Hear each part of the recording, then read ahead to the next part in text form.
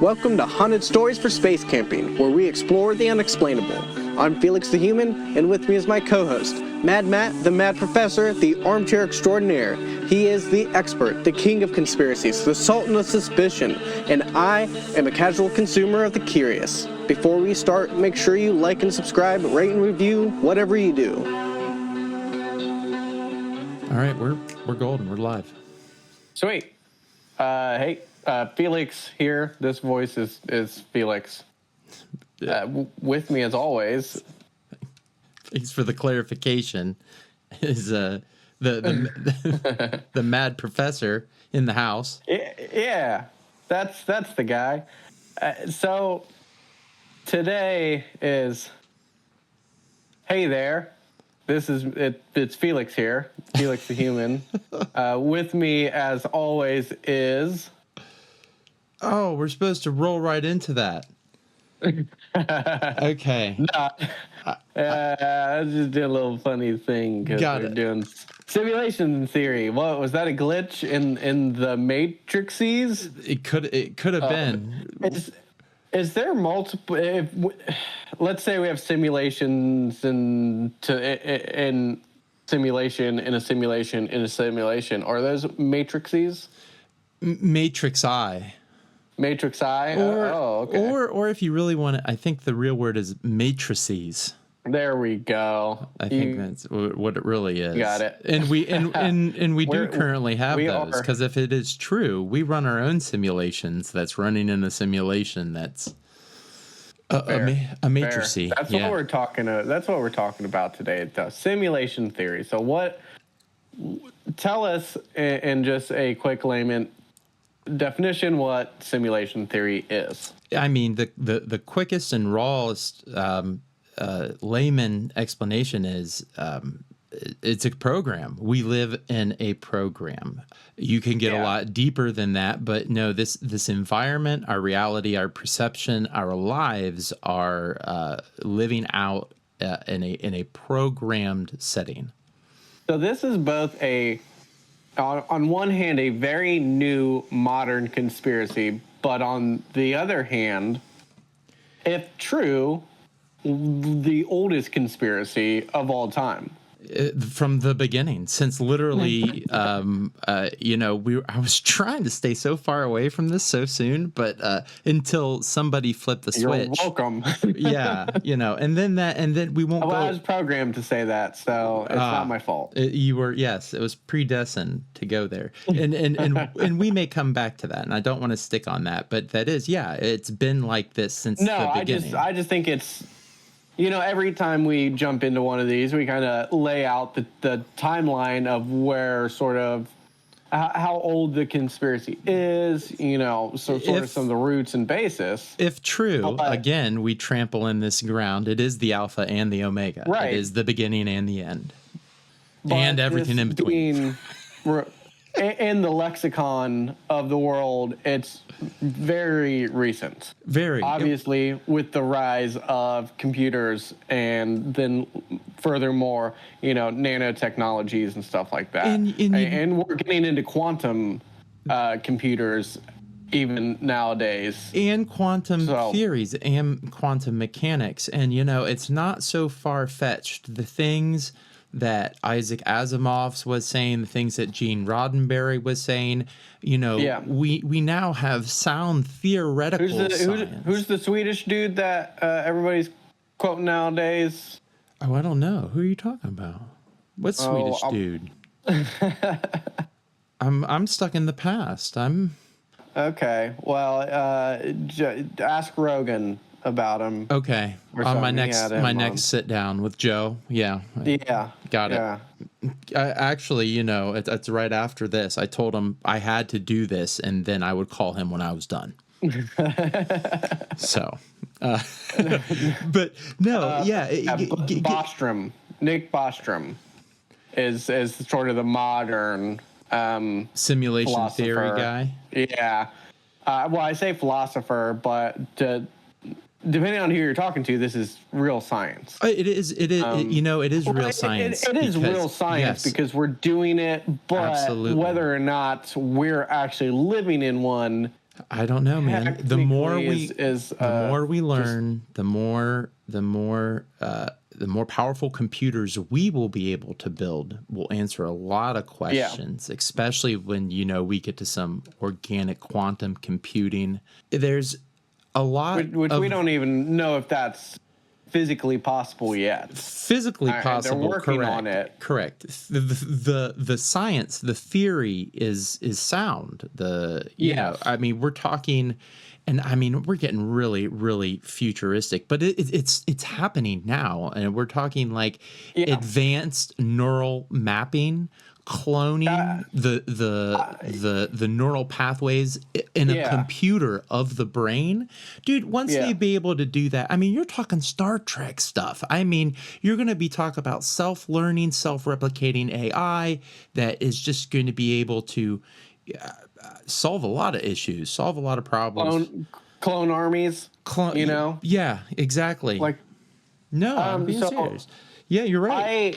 I was reading recently, leading up to this, that we have 100 years basically to figure this out, and a lot of, I don't know if it's exactly 100, but I'm rounding. A lot of people are saying if we don't have it figured out, if we don't have quantum computers figured out within 100 years, it'll probably never happen. Oh, and the odds are that we are moving so quickly that's when we're kind of projected to get maybe there. Well, there's no question. With the help of AI, we will be there. The AI is going to shoulder a lot of the brunt, and we don't need a quantum computer to run AI. We just need big supercomputers, which we already have. Yes. Yeah. So that's crazy. So you were throwing a lot of information out there. So much. I think one of the places I wanted to start out on was the concept of, and you brought it up with the AI. Basically, if we're going to have to use the AI as a tool to process out, to pretty much learn the information, just to be able to comprehend. We can. Right. Well, it's the process. It's the processing power that we don't have. Our brains cannot conceptually process the answers, the amount of equations, the number crunching. When you try to solve these equations, what they are is mathematical representations of physical realities. And right now, our brains are too primitive, but AI will be able to crunch those numbers. And if they come up with a solution, then we start to get some real answers to the stuff that, Isaac Newton was talking about and Einstein. I mean, the real answers behind relativity, the forces of gravity, and what drive those things. Again, what turned that stuff on? It came from somewhere. There was a beginning. And in answering those questions, AI will help us get there. And once we bridge that quantum gap, then that's when you have to be real careful with the AI. And I'm not being doomsaying, but you got to think, like, AI is going to be, if we actually merge AI and quantum computing together, we will have to put so many controls on the advance of AI, because within months, I'm talking months, it's going to be like AI is talking to ants.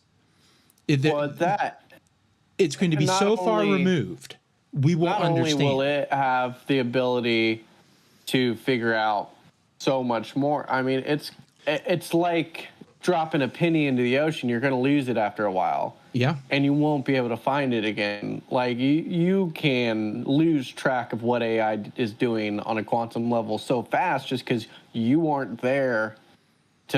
You can't be there. You can't understand. Your brain, the speed and the amount of data is so beyond what our organic computation can bring to thought. I don't want to get too off the rails. I know, I digress. Yes, we can do an AI conversation, an AI episode. That'd be a great one. Yeah, for sure. But so we're talking about sort of where we're going from here on, what we are going to bring to the table when we're talking about simulations. And really, simulations is something that we've been partaking in since the advent of computers. Yep. I mean, from the Oregon Trail to, Elder Scrolls to The Sims to a game called Spore. I don't know if you remember that from about 2008, Spore. 2009. Yeah. So we're obsessed. Is that fair to say? It is super fair to say. I mean, so many generations of SimCity, and like you said, The Sims, and Age of Empires, Civ. I mean, there's so many types of those games that. Why are we obsessed? Well, I mean, the latent subconscious urge may explain the answer to the question, the drive. So. Or maybe it's just control. Humans like to control. I'd be devil's advocate and say if we are in a simulation, just like we would put checks on an AI, would you not want to put checks on your simulation to prevent it from there you are. Out it's a simulation. My friend, the answer is so simple, and that is your simulation is so large that anything we could possibly ever dream up would have zero impact on it. That's the best explanation I've heard in all my hours of reading and listening to various interviews and stuff. And that's the one brilliant thing about this topic is of every other topic I've looked into in the past and for this podcast, this has got to be the most popular, the most spoken on. I mean, we're not talking about just nerds at a computer on 4chan or Reddit. We're talking about scientists. You're talking nerds at MIT that are using MIT who are reconstructing our own universe. Correct. And have already done that for simulations. Yeah. So you're talking the smartest people in the world are also extremely interested in this.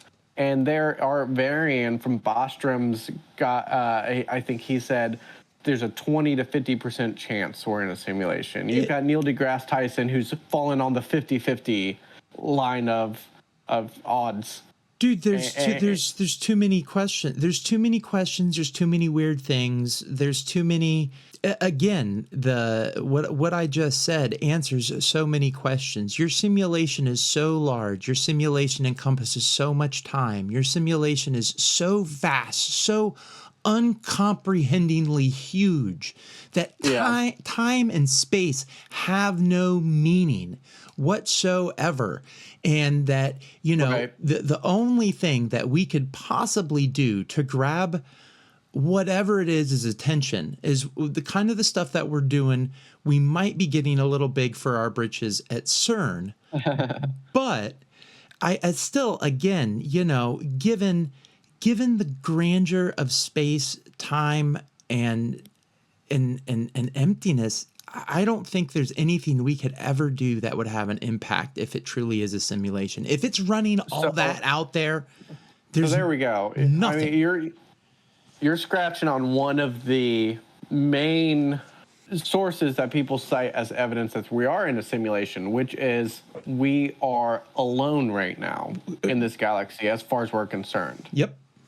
I think that's the most truthful statement. There is nothing out there. So what are some of the other pieces of evidence that people throw out there to prove we are in a simulation? One of my favorite, and I really like to get people with this one, is coherent light. If there was ever a argument for a program, light is that right now what we can observe is the most weird and observable program out there. And what I mean is the theory behind coherent light is light behaves differently when observed by consciousness. That's what part about that is natural? There is no naturalness to that. I mean, this is philosophy that people have been spitting for years, and now, we're taking it to science. This is the if a tree falls in the woods sort of Schrodinger's cat. philosophy. Schrodinger's cat. Yeah, perfect example. Yeah. Yeah, is it dead or alive? What, everything is perceived different by everybody. And that includes, how things behaved even when it's not being perceived. Is it really doing what it normally does when you're not there to observe it? When you're talking theory, you might be called perceived as self-absorbed, or as humans, of course, we Hubris. think so much of ourselves. Yeah, there you are. But you're saying we are peeling back the layers and discovering scientific empirical truths to these old sayings. Especially with, absolutely. I mean, especially with some of the experiments that CERN is doing, looking about how matter reacts at the instant of creation, answering a lot of the questions that one would pose to someone asking questions about the Big Bang, and a lot of some of their experiments have to do with string theory, bubble theory, stuff like that. And if their peer-reviewed stuff, some of it's already out there, is edging these realities closer to acceptance. And the more we figure out at the quantum level, because things break down, they stop working right when you get super, super, super, super small. And that is another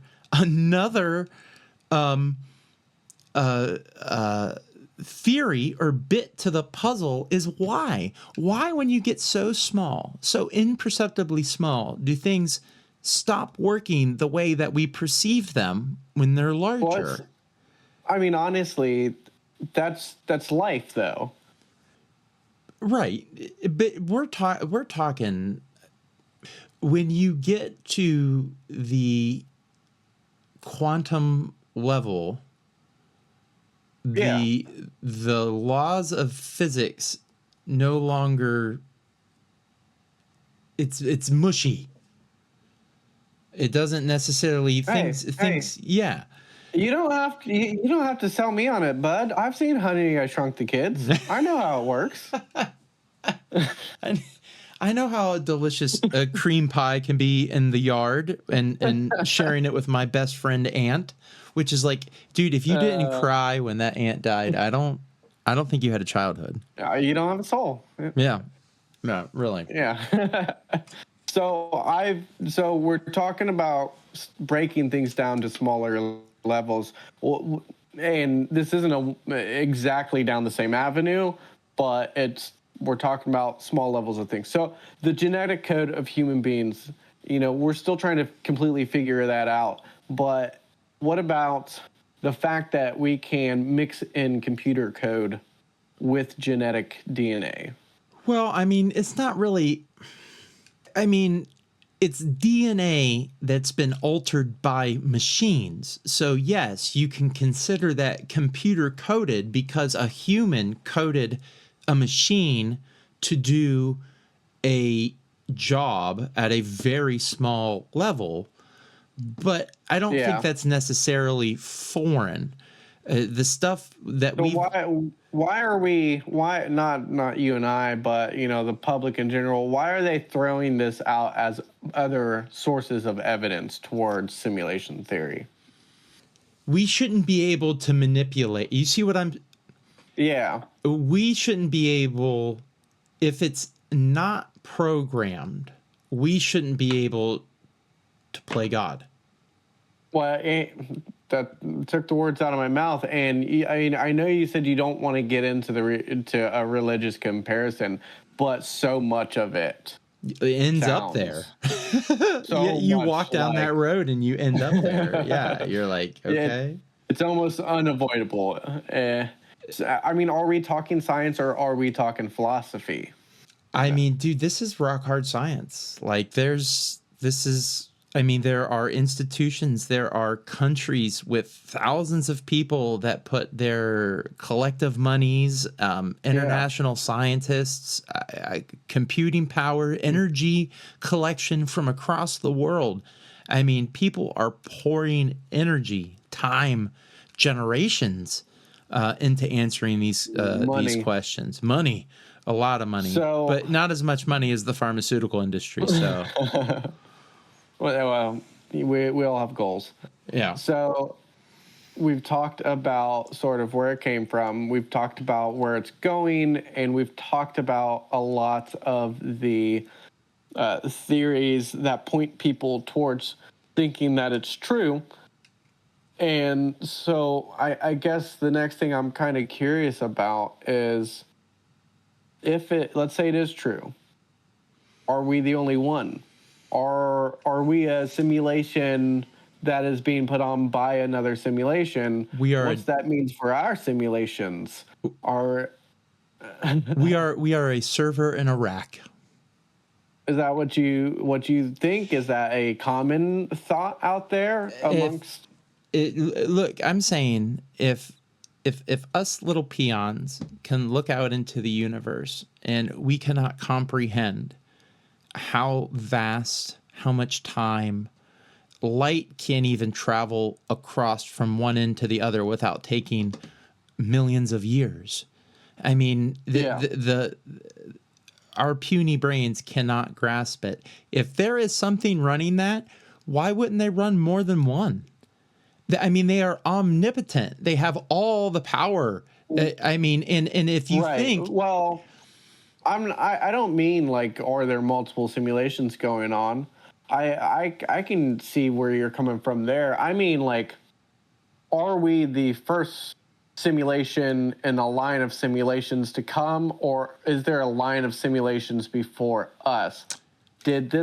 Whoever created the first simulation, did that simulation ever reach a point of intelligence to create their own simulation? I love this question because it allows me to get a little bit weird, and how I'm going to answer this is in a very Wachowski answer. Song? No. I thought you were going to sing it. No. Okay. It depends on how clean the program was written. And if it is a new upload or a patched software, if some omnipotent force up there said, I'm going to run a program because I'm bored and I'm going to create the perfect program, and then they snap their fingers and then it's running, and they have that much God in them and they're able to do that. Or maybe it's a super advanced race, kind of like just spitballing here, but like in the Marvel universe setting, like the Celestials, who put a program into place and then revise it as they go. Okay. So like software update 1.1.2. Well, let me ask you this. Do you think it's possible that a all, powerful or all, genius race existed, or maybe not quite genius, but smart enough to create AI that was capable of creating simulations? Do you think that original race is even possibly could be dead by now and everything's being ran by AI? Well, no. If you were to ask Harvard, who just released a study last week, who said there's a good possibility that aliens live here on Earth and that they live underground, and that they're possibly out among us. So if there is indeed a super advanced alien race that looks like us, talks like us, lives on this Earth, and just now we're getting not even answers, but questions to like UAP phenomena, then I mean, but dude, we're talking such a skill gap there. You see what I'm saying? it's hard for me. They would have no need to be here. I mean, they would live outside of what is going on. They would be able to peer in and be like, yes, this is what I want to see, or no, go back to the last save. Exactly, unless they are doing a double bluff where they are. I mean, if we're in a simulation, we're they've programmed the aliens in, or they want us to believe the aliens are in charge, or all the we are talking about potential bluff on top of bluff on top of bluffs. I mean, if they programmed those other life forms in there, then absolutely. My question for you, though, is, you're right, but I might make you ponder, and I might make you think for a second. But the question that I want to put to you is why? Ooh, why? That was going to be my final question to you. No, I stole it from you. Why? Why? Why do you think? Maybe it's because we. No, my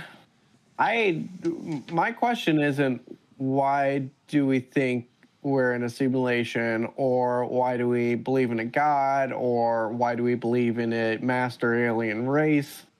No. My question is, why do we care at all?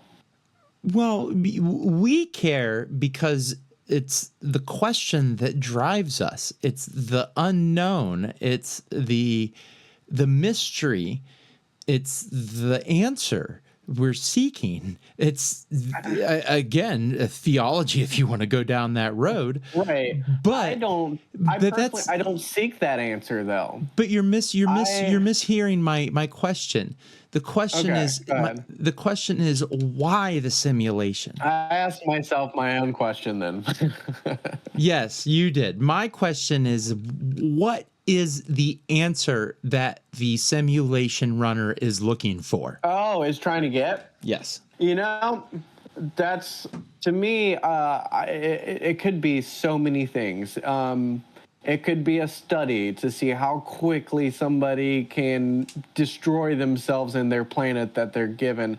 It could be a study on military strategy. I mean, I don't know, because to be honest, the crazy thing to me is if they're smart enough to create a simulation, what could they possibly learn from us that they can't already figure out themselves? That's because it's not. What do we have to offer to them? You know what I mean? We are a byproduct of the simulation. The simulation is life.